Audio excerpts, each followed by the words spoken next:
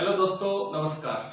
मैं एमएस गुजर प्रति क्लास एज के यूट्यूब चैनल पर एक बार फिर से आपका हार्दिक अभिनंदन करता हूं, स्वागत करता हूं। आशा करता हूं कि आप सब खुश होंगे, सुरक्षित होंगे, सतर्क होंगे और कोरोना महामारी के इस संकट में आप घर पर रहकर अपनी पढ़ाई को सुचारू रूप से जारी रखें और प्रति क्लास एज के जो ऑनलाइन प्लेटफॉर्म या यूट्यूब चैनल है उसको सब्सक्राइब करें और हमारे द्वारा जो सेवाएं दी जा रही हैं उनका लाभ लें।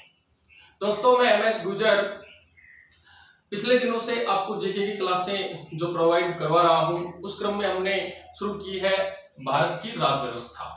भारत की जो राज व्यवस्था उसमें हमने पहला टॉपिक संविधान शुरू किया था।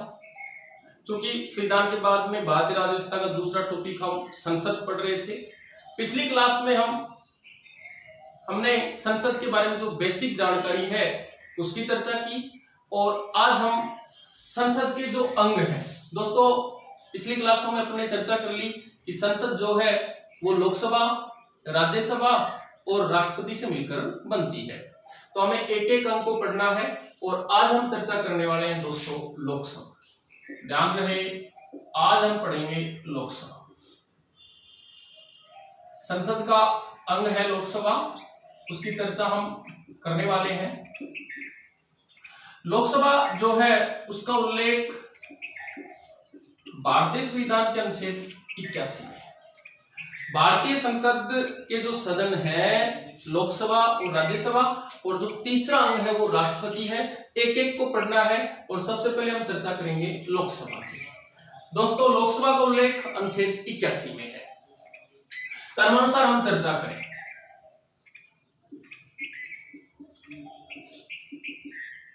लोकसभा के उपनाम। लोकसभा को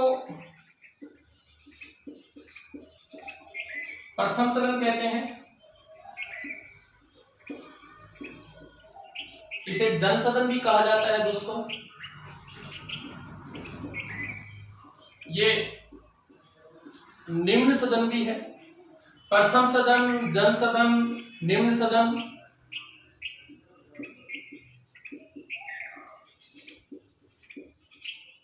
अस्थायी सदन,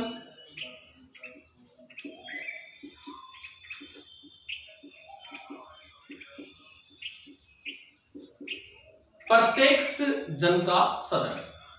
लोकसभा उल्लेख अनुच्छेद 81 है। उपनाम प्रथम सदन है, जन सदन है, निम्न सदन है, अस्थायी सदन है और प्रत्यक्ष जन का सदन है। इसके सदस्य डायरेक्ट जनता के द्वारा चुने जाते हैं। अस्थायी यूं कि प्रति 5 वर्ष बाद तो लोकसभा भंग होती है, बीच में भी लोकसभा को भंग किया जा सकता है। भारत का राष्ट्रपति लोकसभा को भंग कर सकता है। दोस्तों, हम चर्चा करें लोकसभा की तो ध्यान रखना सदस्य संख्या को लेकर के जो प्रश्न बनेगा, लोकसभा की सदस्य संख्या सबसे पहले अधिकतम, वर्तमान, दोनों की स्थिति क्लियर करनी है अपने को। अधिकतम 552, वर्तमान में 545। जो ये अंतर है 7 का, ये दोस्तों पीओके पाक अधिकृत कश्मीर को लेकर है। अधिकतम 552 हो सकती है और वर्तमान में 545। अगर हम लोकसभा के 545 सदस्यों का विभाजन करें तो इस प्रकार होगा: 530, 13 और 2। 530, 13, 43 प्लस 2, 545। दोस्तों ध्यान रखना, 530 राज्यों से निर्वाचित, 530 सदस्य राज्यों से निर्वाचित होकर के आते हैं। जैसे सर्वाधिक सदस्य यूपी से हैं। यूपी से जो सदस्य हैं उनकी संख्या 80 है। वैसे हम अपने राजस्थान की बात करें तो राजस्थान से लोकसभा की सीटें हैं 25। इस प्रकार पूरे भारत के जो राज्य हैं उनसे 530 सदस्य चुन करके आते हैं। 13 केंद्र शासित प्रदेशों से, 13 सदस्य केंद्र शासित प्रदेशों से चुन करके आते हैं, इनका भी अपन विभाजन करें तो 7 + 6, 7 अकेली दिल्ली से, बाकी 6 से एक।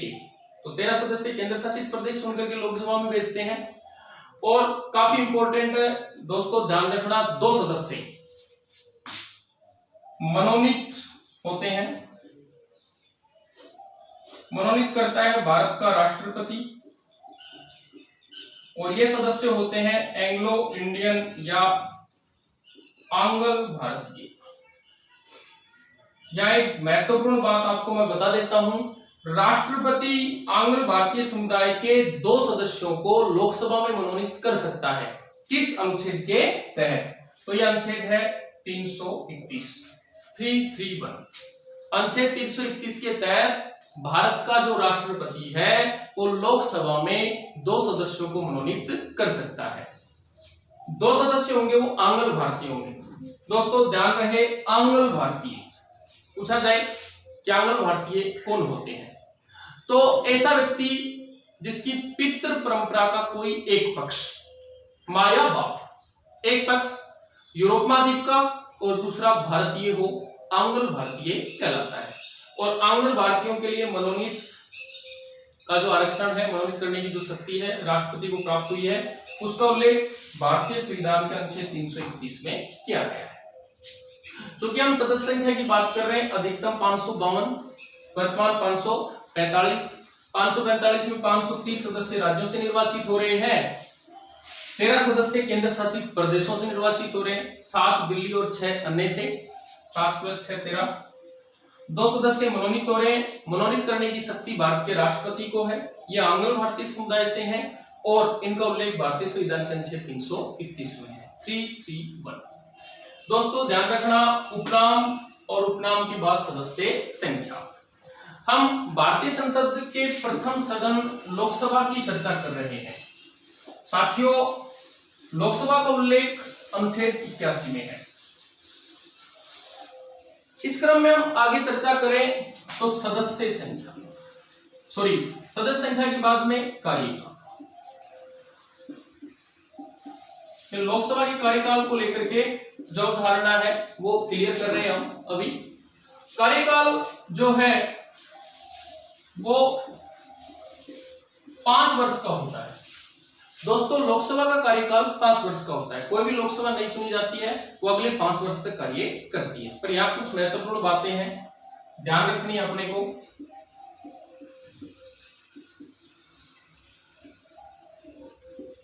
42वां संविधान संशोधन हुआ 1976 में और 44वां संविधान संशोधन हुआ दोस्तों 1978 में। 42 संशोधन 1976 में और 44 संशोधन 1978 में।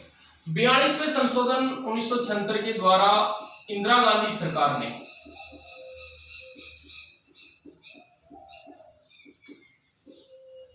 इंदिरा गांधी जो सरकार थी उसने भारत की लोकसभा और समस्त राज्य विधानसभाओं का कार्यकाल 5 से बढ़ाकर 6 वर्ष कर दिया। ध्यान रखना दोस्तों, दोबारा अपना चर्चा कर रहे हैं। 42वां संशोधन 1976 में हुआ। इंदिरा गांधी ने भारत की लोकसभा और समस्त राज्य विधानसभाओं का कार्यकाल 1 वर्ष बढ़ा दिया, यानी कि 5 से 6 वर्ष। चूंकि फिर चुनाव हुए, इंदिरा गांधी और कांग्रेस दोनों चुनाव में पराजित हुई और भारत के प्रथम गैर कांग्रेसी प्रधानमंत्री बने मोरारजी देसाई। और मोरारजी देसाई ने 44वां संशोधन किया 1978 में। 1978 में जो मोरारजी देसाई सरकार थी उसने संशोधन किया और भारत की लोकसभा और समस्त राज्य विधानसभाओं का जो कार्यकाल था वो 6 से घटाकर पुनः 5 वर्ष कर दिया। ध्यान रखना, 44वां संशोधन 1978 में हो रहा है, मोरारजी देसाई सरकार कर रही है। लोकसभा और विधानसभाओं का जो बढ़ाया हुआ कार्यकाल था 6 से वापस 5 वर्ष कर दिया गया। 76 में 1 साल बढ़ रहा है, 78 में पुनः 5 वर्ष किया जा रहा है। दोस्तों अगर देश में आपातकाल लगा है, महत्वपूर्ण बात है ध्यान रखना, आपातकाल के दौरान लोकसभा का जो कार्यकाल है उसको 1 वर्ष के लिए बढ़ाया जा सकता है। लोकसभा के कार्यकाल को आपातकाल के दौरान जरूरत पड़ने पर 1 वर्ष के लिए बढ़ाया जा सकता है। और काफी महत्वपूर्ण बात है, पिछले दिनों जो परीक्षाएं आयोजित हुई उनमें भी पूछा गया, भारत का जो राष्ट्रपति है वो अनुच्छेद 85 के तहत, दोस्तों ध्यान रखना, अनुच्छेद 85 के तहत लोकसभा को भंग कर सकता है। लोकसभा को भंग करने का अधिकार भारत के राष्ट्रपति को होता है। राष्ट्रपति लोकसभा को भंग कर सकता है भारतीय संविधान के अनुच्छेद 85 के तहत। तो हम दोस्तों चर्चा कर रहे हैं लोकसभा के कार्यकाल। लोकसभा का जो कार्यकाल है वो 5 वर्ष का है। 42वें संशोधन 1976 के द्वारा इंदिरा गांधी सरकार ने 5 से 6 वर्ष किया। 44 संशोधन 78 के द्वारा मोरारजी देसाई ने 6 से पुनः 5 वर्ष कर दिया। आपातकाल में 1 वर्ष बढ़ाया जा सकता है और अनुच्छेद 85 के तहत भारत का राष्ट्रपति लोकसभा को भंग कर सकता है। दोस्तों हम बात करें सदस्यों की योग्यता।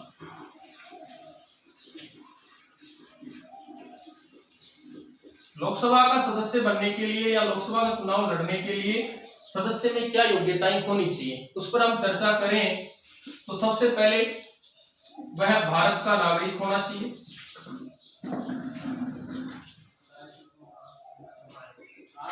भारत का नागरिक हो,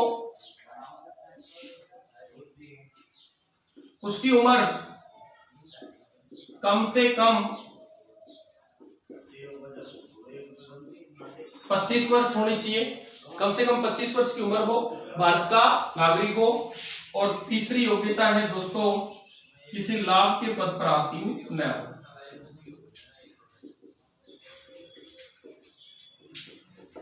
लाभ के पद पर नहीं होना चाहिए, उम्र कम से कम 25 वर्ष होनी चाहिए और भारत का नागरिक होना चाहिए। ये लोकसभा सदस्य हेतु अर्हताएं या योग्यताएं हैं। ऐसा कोई भी व्यक्ति जो भारत में निवास करता है लोकसभा के लिए चुनाव लड़ सकता है। तो ये लोकसभा सदस्यों की योग्यता है। दोस्तों हम संसद पे चर्चा कर रहे हैं और संसद का पहला हम लोकसभा पढ़ रहे हैं और लोकसभा का उल्लेख है अनुच्छेद 81 में। ध्यान रखना, भारत में लोकसभा हेतु प्रथम आम चुनाव, ये काफी महत्वपूर्ण बात है। लोकसभा हेतु प्रथम आम चुनाव संपन्न हुए 1952 में, यानी कि पहली लोकसभा कब बनी? 1952 में। प्रथम आम चुनाव कब हुई? 1952 में। पूछेंगे लोकसभा के प्रथम अध्यक्ष।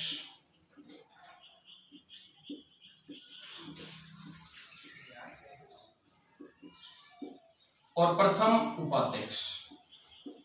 ध्यान रखना दोस्तों इस चीज का, लोकसभा के प्रथम अध्यक्ष और लोकसभा के प्रथम उपाध्यक्ष। प्रथम अध्यक्ष थे जीवी मावलंकर।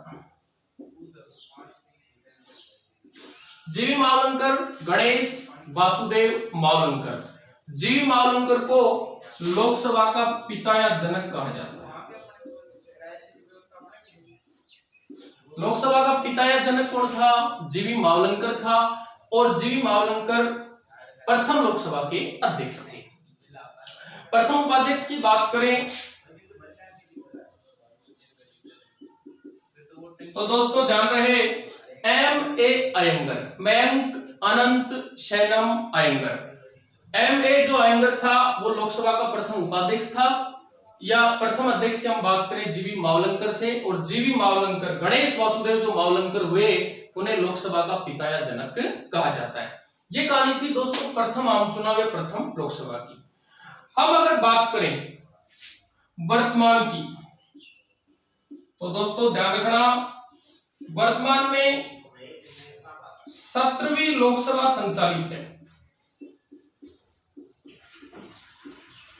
17वीं लोकसभा चल रही है।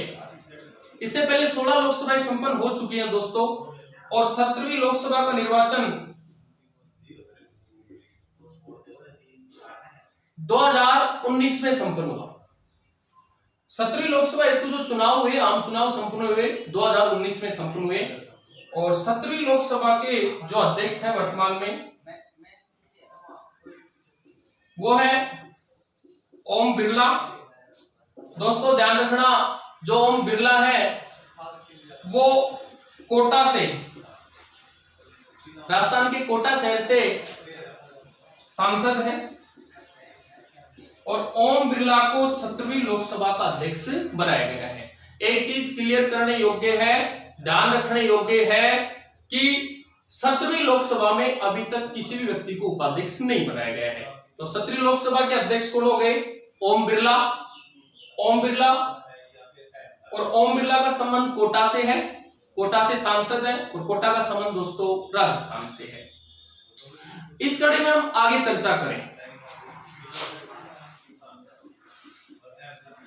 लोकसभा के पदाधिकारी,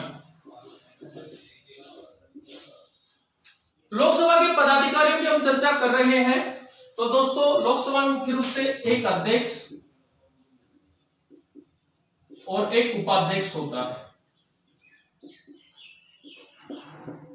एक अध्यक्ष और एक उपाध्यक्ष होता है।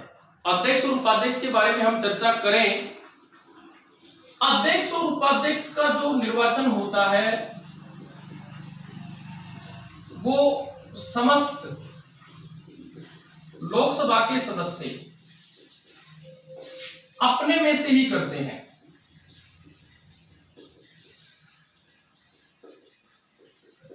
लोकसभा के जितने भी सदस्य हैं वो अपने में से ही एक को अध्यक्ष और एक को उपाध्यक्ष। ज्यादातर ये होता है कि सर्वसम्मति से अध्यक्ष और उपाध्यक्ष बना दिए जाते हैं। अगर दोस्तों सर्वसम्मति नहीं होती है तो अध्यक्ष और उपाध्यक्ष के लिए चुनाव करवाए जाते हैं। ध्यान रखना, लोकसभा के अध्यक्ष और उपाध्यक्ष का कोई निश्चित कार्यकाल नहीं होता है। ये महत्वपूर्ण बातें हैं। लोकसभा अध्यक्ष और उपाध्यक्ष का कोई निश्चित कार्यकाल नहीं होता है। अगर इन दोनों का अपना त्याग पत्र सौंपना हो तो अध्यक्ष अपना त्याग पत्र उपाध्यक्ष को और उपाध्यक्ष अपना त्याग पत्र अध्यक्ष को सौंपता है। ध्यान रखना दोस्तों, अध्यक्ष अपना त्याग पत्र उपाध्यक्ष को सौंपेगा, उपाध्यक्ष अपना त्याग पत्र अध्यक्ष को सौंपेगा। इन दोनों का कोई निश्चित कार्यकाल नहीं होगा। एक बात और क्लियर कर देता हूं, ये दोनों अपने पद की शपथ नहीं लेंगे। प्रश्न आता है कंफ्यूज करने के लिए कि लोकसभा अध्यक्ष को शपथ कौन दिलाता है। दोस्तों लोकसभा अध्यक्ष शपथ नहीं लेता है क्योंकि उसने लोकसभा सदस्य के रूप में पहले ही शपथ ले ली है। उसको प्रोटेम स्पीकर ने लोकसभा सदस्य की शपथ दिला दी है। तो लोकसभा का अध्यक्ष और उपाध्यक्ष होने के नाते वो किसी प्रकार की शपथ नहीं लेते हैं, पद की शपथ नहीं लेते हैं, निश्चित कार्यकाल नहीं होता है। त्याग पत्र अगर सौंपेंगे तो अध्यक्ष उपाध्यक्ष को और उपाध्यक्ष अध्यक्ष को सौंपता है और इनका निर्वाचन लोकसभा के समस्त सदस्य अपने में से ही करते हैं अगर सर्वसम्मति नहीं हो तो। ध्यान रखना साथियों, लोकसभा का जो अध्यक्ष होता है, लोकसभा अध्यक्ष के कुछ विशेष अधिकार होते हैं। ये काफी महत्वपूर्ण चर्चा हम कर रहे हैं। लोकसभा का जो अध्यक्ष है उसके कुछ विशेष अधिकार होते हैं। जैसे हम चर्चा करें, लोकसभा की जितनी भी बैठक होंगी उन सब बैठकों की अध्यक्षता करेगा। लोकसभा की जितनी भी बैठक होंगी उन सब बैठकों की अध्यक्षता करेगा। नंबर 2, लोकसभा की जो कार्यवाही होगी उन सब का संचालन करेगा। लोकसभा की कार्यवाही का संचालन करेगा। कोई विधेयक, ध्यान रखना दोस्तों ये महत्वपूर्ण है, कोई विधेयक धन विधेयक है या नहीं उस पर भी अंतिम निर्णय लोकसभा का अध्यक्ष करता है। और नंबर 4, अगर लोकसभा में दल बदल हुआ है, अगर लोकसभा में दल बदल हुआ है तो दल बदल पर भी अंतिम निर्णय का अधिकार लोकसभा अध्यक्ष को ही होता है। दोस्तों दोबारा अपन क्लियर करें, लोकसभा अध्यक्ष के विशेष अधिकार, समस्त बैठकों की अध्यक्षता करेगा, लोकसभा की जो कार्यवाही है उसका संचालन करेगा, कोई विधेयक धन विधेयक है या नहीं इस पर भी अंतिम निर्णय करेगा और अगर लोकसभा में दल बदल हुआ है, किसी सदस्य ने अपने दल को छोड़ के दूसरे दल का दामन पकड़ लिया है, तो उस पर भी अंतिम निर्णय का अधिकार लोकसभा अध्यक्ष को सौंपा गया है। दोस्तों, लोकसभा में हम अब थोड़ा सा आगे बढ़े तो ध्यान रखना, गण पूर्ति या कोरम। गण पूर्ति या कोरम। गण पूर्ति या कोरम का नाम लेते हैं अपने दिमाग में एक बात आती है 1/10, पर वास्तव में गण पूर्ति या कोरम होता क्या है? ध्यान रखना, किसी भी सदन की, कोई भी सदन एनिमल, किसी भी सदन की वह न्यूनतम संख्या जिसकी उपस्थिति में सदन की कार्यवाही संचालित की जा सके, गण पूर्ति या कोरम कहलाता है। इसका मतलब यह हुआ, कुल सदस्यों का 10वां हिस्सा अगर उपस्थित है तो लोकसभा की कार्यवाही संचालित होगी, अन्यथा कार्यवाही संचालित नहीं हो सकेगी, जिसे गण पूर्ति या कोरम कहा जाता है। दोस्तों, मैं एमएस गुर्जर कोरोना महामारी के इस संकट में कामना करता हूं कि आप सब सुरक्षित होंगे, खुशी होंगे, आपको अपने लक्ष्य पर अडिग रहते हुए और लक्ष्य को साधने का प्रयास सुचारू रूप से करते हुए और अपनी मंजिल तक पहुंचना है। दोस्तों, इस क्रम में हम भी आपकी सेवा में हाजिर हैं। प्रगति क्लासेज के YouTube चैनल पर हर प्रकार की जो क्लासें हैं वो आपको उपलब्ध करवाई जा रही हैं। दुनिया में 2 तरह के लोग होते हैं दोस्तों, ध्यान रखना।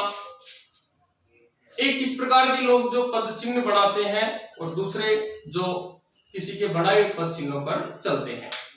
फैसला आपको करना है। इस क्रम में हम थोड़ा सा आगे बढ़े, हम लोकसभा पढ़ रहे हैं और लोकसभा का उल्लेख है अनुच्छेद 81 में। सबसे पहले उपनाम पढ़ा, फिर सदस्य संख्या की हमने चर्चा की, फिर कार्यकाल के बारे में जाना, फिर सदस्यों की योग्यता, फिर लोकसभा के जो पदाधिकारी थे उनके बारे में हमने चर्चा की और गण पूर्ति या कोरम के बारे में पढ़ रहे थे। दोस्तों, ध्यान रखना, मान लो कोई सदस्य लोकसभा की 2 सीटों पर चुनाव लड़ता है, 2 लोकसभा क्षेत्रों से चुनाव लड़ रहा है और उसने दोनों ही जगह से चुनाव में विजय प्राप्त कर ली है या जीत गया है, तो उसे अपनी एक सीट का फैसला, ध्यान रखना, उसे अपनी एक सीट का फैसला 14 दिन में करना होता है। यह महत्वपूर्ण बात है। अगर कोई सदस्य लोकसभा की 2 सीटों पर चुनाव जीतता है तो उसे अपनी एक सीट का फैसला अगले 14 दिन में करना होगा। दोस्तों, ध्यान रहे, लोकसभा के जो सदस्य चुन करके आते हैं लोकसभा सदस्य के रूप में, उन सदस्यों को लोकसभा सदस्य की शपथ, ये काफी इंपॉर्टेंट है। पूछा जाता है लोकसभा सदस्यों को शपथ कौन दिलाता है? इनको शपथ दिलाता है प्रोटेम स्पीकर। ये काफी महत्वपूर्ण बात है दोस्तों। लोकसभा सदस्यों को पद की शपथ दिलाता है प्रोटेम स्पीकर। प्रोटेम स्पीकर अस्थायी अध्यक्ष होता है। इसका काम केवल सदस्यों को शपथ दिलाना है, फिर इसका पद स्वतः ही समाप्त हो जाता है। ध्यान रखना दोस्तों, 17वीं जो अपनी लोकसभा है, ये महत्वपूर्ण बात है, 17वीं जो लोकसभा है, उस 17वीं लोकसभा में जो प्रोटेम स्पीकर बनाए गए वो थे डॉक्टर वीरेंद्र कुमार। डॉक्टर वीरेंद्र कुमार के बारे में हम जाने तो ये सांसद हैं टीकमगढ़ मध्य प्रदेश से। एक लंबा अनुभव है, 6 बार ये सांसद रह चुके हैं। टीकमगढ़ मध्य प्रदेश से सांसद का प्रतिनिधित्व करते हैं संसद का, और नाम डॉक्टर वीरेंद्र कुमार है और 17वीं लोकसभा में इन्हें प्रोटेम स्पीकर बनाया गया है। तो ध्यान रखना, लोकसभा सदस्यों को शपथ प्रोटेम स्पीकर के द्वारा दिलाई जाती है। दोस्तों, ध्यान रखना, हमने चर्चा की लोकसभा के प्रथम अध्यक्ष की, जिनका नाम था जीवी मावलंकर, और वर्तमान अध्यक्ष है अपने ओम बिरला, जो 2019 में चुनाव हुए हैं 7वीं लोकसभा के। इसमें ओम बिरला है। ओम बिरला का संबंध कोटा राजस्थान से है। कोटा से सांसद हैं जिन्हें 7वीं लोकसभा में अध्यक्ष बनने का गौरव हासिल हुआ है। दोस्तों, यहाँ एक चीज अपने को क्लियर करनी है कि लोकसभा की प्रथम महिला अध्यक्ष, लोकसभा की प्रथम महिला अध्यक्ष। तो दोस्तों याद रखना, लोकसभा की जो प्रथम महिला अध्यक्ष बनी